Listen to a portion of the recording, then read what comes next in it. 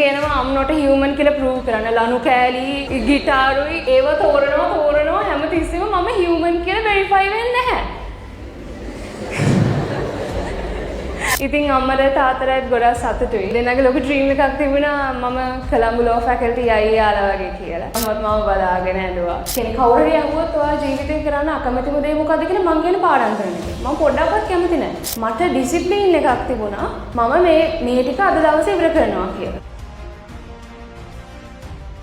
මට ඇය අභිමානය. අම්මයි තාත්තට අභිමානය. ලංකාවට අභිමානය. මාර නිහතමානී චරිතයක්. ආපු දවසේ නංගුවේ සර් මගේ එකම ඩ්‍රීම් එක තමයි ලෝයර් කෙනෙක් වෙන එක සර්. මගේ අම්මයි තාත්තයි දෙන්නම ලෝයර්ස්ලා. මට සර් අනිවාර්යෙන් එතෙන්ට යන්න ඕන. 25 එලෙවල් කරන්න ඇවිල්ලා මගෙන් අහනවා සර් මම 24 පන්ති වලටත් එන්නද? මම කල්පනා කරා යකෝ 20යි 25 එලෙවල් කරන්න ළමයි ආපු ගමන් 24ට එනවද? ඔය අහලා තියෙද එහෙම ළමයි? අගය කරන්නේ කැපවීම. ඒ කැප කිරීමේ ප්‍රතිඵලය තමයි අභිමානවත් ප්‍රතිඵලයක්. මට මම පෙන්නුවොත් එයාගේ ෆෝන් එකේ මට දාපු මැසේජ් ඔගේ chat එක සාමාන්‍යයෙන් මෙහෙම යවල ඉවර කරන්න බෑ. අහනවා ඉඳපු ගමන් සාමාන්‍යයෙන් අහනවා සර් මට ප්‍රශ්න සෙට් එකක් තියෙනවා සර්ට පුළුවන්ද සර් විනාඩි 15ක් විතර දෙන්න? මම කියන හරි පුතා කියන්න. ඒක දිගට අහන ප්‍රශ්න. එතන තියෙන hard working වැඩ මේ අපි ඇයටයි ආරාධනා කරන්නේ අපේ මෙතුලි වික්‍රමාරච්චි පොඩ්ඩක් කතා කරන්න. Good morning everyone. මගේ නම මෙතුලි වික්‍රමාරච්චි. මම Island 13 district 3 මගේ සෙඩ් එක 2.5523 රිසල්ට්ස් එද්දී ඔය රිසල්ට්ස් ආවා කියලා කෝල් එකක් ආවා සයිට් එක ඕපන් කරා ඊට පස්සේ ඒකේ දැම්මා මගේ ඉන්ඩෙක්ස් නම්බර් එක කියනවා I'm not a human කියලා prove කරන්න ලනු කෑලි ගිටාරුයි ඒව තෝරනවා හැමතිස්සෙම මම human කියලා verify වෙන්නේ නැහැ ඊට පස්සේ ඔහොම කරලා කියලා මටත් තරහ ගිහලා අවසානයේ කොහොම හරි ඕන දැන් ආවා ඊට පස්සේ කොහොම හරි ඕන සබ්ජෙක්ට් තුනේ ඔන්න ඒ තුනක් තියෙනවා ඊට පස්සේ ආපතේ තියෙනවා දිස්ත්‍රික් 3 Island 13 මම නිකන් අම්මෝ ඇති අන්තම් මම අම්මෝ බේරගත්තා කියලා ඒ කියන්නේ මට සතුටකට වඩා ඇත්තටම සැනසීමක් තියෙන්නේ මොකද මම කලින් අවුරුදු දෙකම මම මේකටම කැප කරලා හිටියා එතකොට අර මම මගේ මුළු සතුටම මගේ මුළු ජීවිතේම මේ අවුරුදු 13 මම කැප කරා এডুকেෂන් වෙනුවෙන් එතකොට මේ රිසල්ට් එක හරි ගියේ නෑ කියන්නේ මට හැමදේම නැති වුණා වගේ. දැන් මේ රිසල්ට් එක දැක්කහම මට ඉතින් එහෙම සර්ප්‍රයිස් වුන්නේ නැහැ. ඒ කියන්නේ මම දන්නවා මම වැඩ කරා කියලා. ඉතින් අම්මට තාත්තටත් ගොඩක් සතුටුයි. දෙන්නගේ ලොකු ඩ්‍රීම් එකක් තිබුණා මම කොළඹ ලෝ ෆැකල්ටි යයි යාලා වගේ කියලා. මමත් බලාගෙන ඇඬුවා. තාත්තටත් ගොඩක් සතුටුයි. මට ගොඩක් සතුටුයි. ඒ කියන්නේ මම යාළට ආඩම්බරයක් වෙච්ච එක. මම ආවරණා කරනවා නෙමෙයි. ඒකට දැන් මගේ වයසේ ගොඩක් ළමයි එක TikTok කරනවා. එක boyfriend කෙනෙක් ඉන්නවා. මම ඒව කර හිටියනම් මම Island 13 වෙන්නේ නැහැ. මම යාළට ඒ කියන්නේ අම්මයි තාත්තයි කිව්වා සල්ලි වලට නිම කරන්න බැරි සතුටක් ඒ වෙන්නේ. ඒ කියන්නේ ළමයෙක්ගේ ඉස්කෝලේ කාලේ මේ ඔයාලගේ අවසාන අචීව්මන්ට් එකනේ. ඒක ඔයාලා හොඳට ඉවර කරන්න. මේ වෙලාවේ තමන් ගැන දැනෙන සතුටට වඩා තමන්ගේ අම්මයි තාත්තයි ඒක දිහා බලලා සතුට වෙන විදිය බලද්දී එන සතුට ඒක ඔයාලට බෝයිෆ්‍රෙන්ඩ් කෙනෙක් හිටියා කියලාවත් ඔයාලා ෆන් ගන්න ගියා කියලාවත් මේ සතුටට ඒක කම්පෙයාර් කරන්න බෑ. ඉතින් ඔයාලට කියන්න තියෙන්නේ මගේ බිග්ගස්ට් ටිප් එක හැමතිස්සෙම නිකන් අනිත් අය කරනවා කියලා ඔයාලා දේවල් කරන්න යන්න එපා. තමන් යුනික් වෙන්න. මට හරියන්නේ මොකද්ද කියලා ඔයා ඒ දේ කරන්න. ඒ ලෙවල් කාලේ ගොඩක් අය සාමාන්‍යයෙන් පැය 5යි, පැය 4යි එහෙම නිදාගන්න. මට පැය 8ක් ඕනේ අනිවාර්යෙන්. 9 තමයි හරියන්නේ මේ. ඒනට ඉතින් 8න් මම කොහොම හරි ෂේප් කරගන්න හැදුවා. ගොඩක් අය කියනවා මොටිවේෂන් තියෙන්න ඕන කියලා. මොකක් හරි දෙයක් කරන්න. පාඩම් කරද්දී හැමතිස්සෙම මොටිවේෂන් තියෙන්න ඕනේ. මම ඒක පොඩ්ඩක්වත් විශ්වාස කරන්නේ නැහැ. මොකද මට ওই ඒ ලෙවල් අවුරුදු දෙකේ කිසිම මොටිවේෂන් එකක් තිබ්බේ නැහැ. මට හැමතිස්සෙම කෙනෙක් කවුරු හරි අහුවොත් ඔයා ජීවිතේ කරන්න අකමැතිම දේ මොකද්ද කියලා මං කියන පාඩම් කරන එක. මම පොඩ්ඩක්වත් කැමති නැහැ. හැබැයි මට ඩිසිප්ලින් එකක් තිබුණා.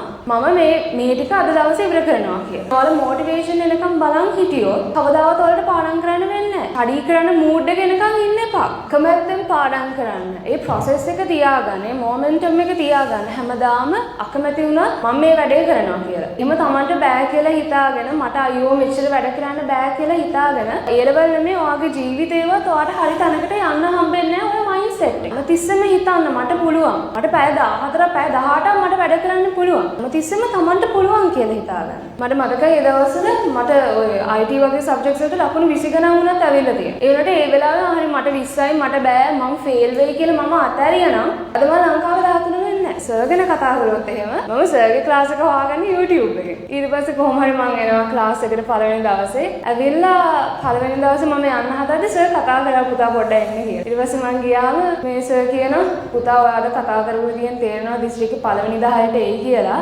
අපි ඔහොම වැඩ කරගෙන යන් කියලා. ඉතින් මට ගොඩාක් සතුටුයි මම මේ සර්ගේ බලාපොරොත්තු ඉෂ්ට කරා කියලා එදා. ඉතින් දැන් සර් ගැන තව කතා කරන්න ගියොත් එහෙම සර් මට ටීචර් කෙනෙක්ට වඩා සර් මට තාත්තා කෙනෙක් වගේ. ඒ කියන්නේ සමහර දවස්වල මට සර්ට තාත්තා කියලා කියවෙන්න කියලා තියෙනවා embarrassing. මට A level කාලේ ප්‍රශ්න වෙච්ච වෙලාවට සර් හැමතිස්සෙම මට ඇඩ්වයිස් කරේ ඔයා රෑන්ක් එකක් දාලා ඔයා කවුද කියලා පෙන්නන්න. කාන්තියේ හැම ළමයෙක් ගැනම සර් දන්නවා. දැන් මේ වගේ ලොකු ගොඩාක් ළමයි එන ක්ලාසස් ගත්තොත් එහෙම ඒ සර්ලා ළමයි ගැන එහෙම වැඩිය දන්නේ නැහැ. ළමයි දෙක තුන් දෙනෙක් ගැන දන්නවා එහෙම. හැබැයි මේ ක්ලාස් එකේ සර් හැම ළමයෙක් ගැනම ඉන්ඩිවිජුවලි දන්නවා. ඒ ළමයාගේ ගම, ඉස්කෝලේ යන තැන, එතකොට ඒ ළමයාගේ ලකුණු මට්ටම සර් හැම දෙයක් ගැනම ගොඩක් අවare. ඒ කියන්නේ මට හිතුණා මේ සර්ට තව රිප්ලේස්මන්ට් එකක් නැහැ කියලා. ඒ කියන්නේ ඔයාලා ලංකාවේ ලොජික් ක්ලාස් එකක් හොයනවා නම් ඔයා හරිම තැනට මේ ඇවිල්ලා තියෙන්නේ. මෙතන ඇරෙන්න ඔයාලට වෙන තැනක් නැහැ. ඒ කියන්නේ ඔයාලා මෙතනින් සර් මෙච්චර වැඩ කළා. හැමදාම සර් මොනවා හරි තියරි පාර්ට් එකක් උගන්වලා MCQs දෙනවා. homework වලට MCQs දෙනවා. ඊට පස්සේ ඔයාලා A levels ළඟ වෙද්දී තව MCQ analyze කරනවා සර්. ඊට පස්සේ final papers 10 past papers discuss කරනවා.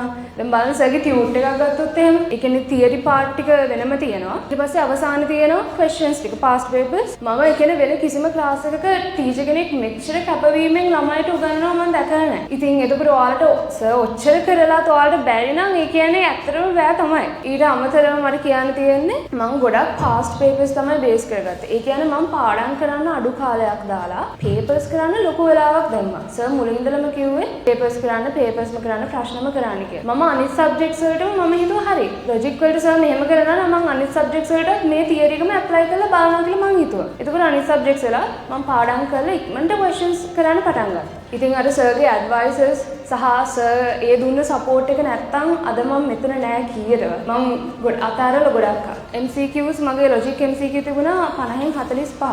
ඒ සර් අවසාන කාලේ MCQ analyze කරනවා වලට. ඒ කියන්නේ past papers ඔක්කොගම තියෙන MCQs අර අපි කියන්නේ විවරණ ලියනවා කියලා. ඒ වගේ සර් තියරි එක ආයෙ මුලින් ඉඳලා මතක් කරලා ඔයාලට හොඳටම ඒක කියලා දෙනවා. ඉතින් ඒ සර් ඒ කරපු MCQ analyze එක කරපු නිසා තමයි මට ලකුණු 45ක් ආවේ MCQs වලට. ඒක මගේ result එකට ගොඩක් බලපෑවා. ඒ සාමාන්‍යයෙන් ඔයාලා අවසට මේ වෙද්දි දැන් තව මාස 4යි තියෙන්නේ. ඒ කාලේ තමයි ඇත්තටම කිව්වොත් මම හරියටම පාඩම් කරන්න පටන් ගත්තා. ඉතින් grade 12 විද්දි මම සර්ගේ 2024 රිවිෂන් ආවා, night classes තියෙද්දි ඒවට ආවා, theory classes වලට ආවා. ඒකකටවත් සර් සල්ලි ගත්තේ නැහැ. ඒ කියන්නේ සර් හැමතිස්සෙම මෙතන උගන්නන එකම තමයි සර්ට ඕනේ ළමයාට කොහොම හරි ඒ ළමයාව පාස් කරලා ළමයාව හොඳ තැනකින් තියන්න. ඉතින් මම ඒ සර්ගේ qualities වලට මාරම ආසයි. ඉතින් මට ඔයාලට කියන්න තියෙන කොයි වෙලේවත් වැටෙන්න එපා. මේ කාලේ ඔය එළියට යන ඒවා, යාළුවෝ එක්ක ඉන්න ඒවා, time waste කරන ඒවා. එතකොට යාළුවෝ එළියට යනවා. අනිත් අය නිදා ගන්න වෙලාවේ ඔයා පාඩම් කරන්න. අනිත් අය ඔය ජීවිතේ නාස්ති කරගන්න වෙලාවේ කාලේ නාස්ති කරගන්න වෙලාවේ ඔයා තමන් වෙනුවෙන් වැඩ කරන්න. තමන් වෙනුවෙන් time එක ඉන්වෙස්ට් කරන්න. විශ්වාසන දවසට තමන්ගේ ඉස්කෝලේ තමන්ගේ පන්තියේ ටෙස්ට් රිසල්ට් එක ඔයාගේ කියලා එද්දි ඔයා දිනලා ඉවරයි. ඉතින් තව මාස 4යි තියෙන්නේ. තමන් කවුද කියලා පෙන්නන්න. ඔයාලා හැමෝටම good luck.